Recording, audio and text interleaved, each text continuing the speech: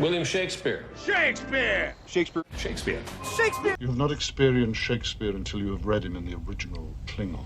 This is not Shakespeare. Oh, I did Shakespeare in the park, Max. I got mugged. It's been 400 years since Shakespeare's death, and all the world is still his stage, and we men and women merely his unwitting fans.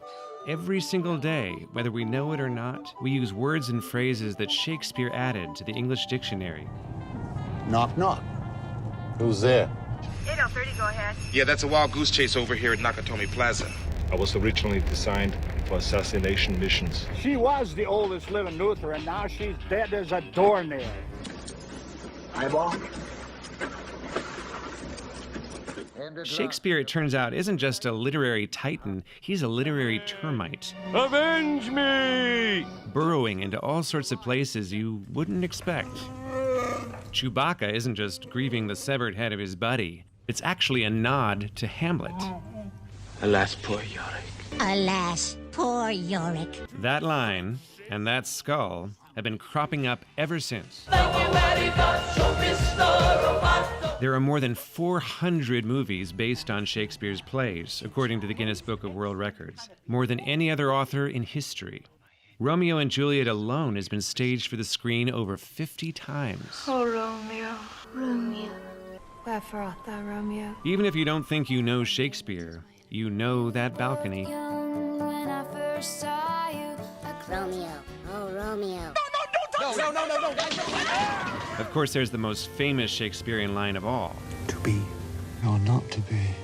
That is the question. It's actually a speech about suicide, not a topic you typically hear about on Sesame Street. Be or not a bee. Or Gilligan's Island. And so I asked to be or not to be. Or a Muppet Hospital. Make up your mind, to be or not to be.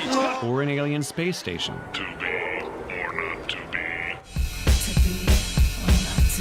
Of course, it's not just classic lines and scenes that inject Shakespeare into our daily lives. His stories are driving the plots behind some of the biggest series on television. House of Cards, the tale of a power couple with vaulting ambitions, sounds a lot like Macbeth, with a dash of in-your-face confessionals from Richard III. One heartbeat away from the presidency, not a single vote cast in my name. Sons of Anarchy, a saga about the leader of a biker gang haunted by the death of his father and power-hungry stepfather, has been called Hamlet on Harleys.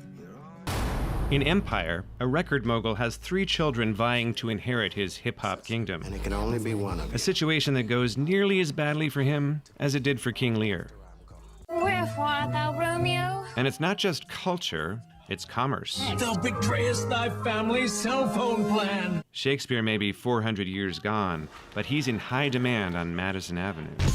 William Shakespeare said that all the world's a stage, and men and women are merely players.